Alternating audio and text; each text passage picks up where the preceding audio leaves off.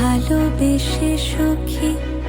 Lux তারকা থেকে রূপালী পর্দা, তারপর বিশ্বমঞ্চ ও বলিউডে দেশের প্রতিনিধিত্ব করেন অভিনেত্রী আজমেরী হক বাঁধন।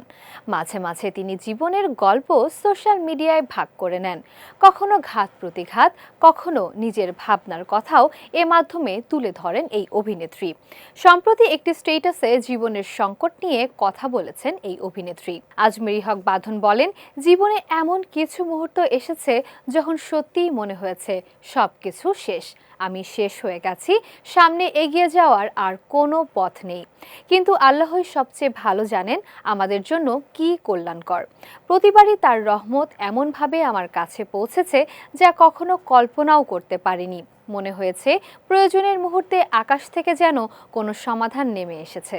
কঠিন সময়ের স্মৃতিচারণ করে বাঁধন বলেন, সেই সময়টা ছিল ভীষণ কষ্টের ও জীবনের সবচেয়ে কঠিন অধ্যায়গুলোর একটি। তবে এই অভিজ্ঞতাই তাকে অনেক বড় শিক্ষা দিয়েছে। তার বিশ্বাস, আল্লাহ সবসময় মানুষের পাশে থাকেন এবং অদৃশ্যভাবে সঠিক পথ দেখিয়ে দেন, যদিও সেই মুহূর্তে তা বোঝা যায় না। ধৈর্য ধরার পরামর্শ দিয়ে অভিনেত্রী বলেন, তাই ধৈর্য ধরুন, আল্লাহ আপনাকে যা দিয়েছেন তার জন্য কৃতজ্ঞ থাকুন।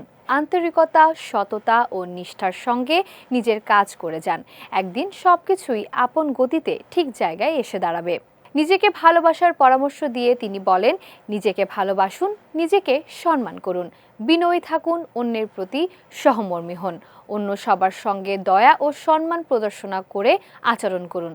জীবন সত্যিই সুন্দর।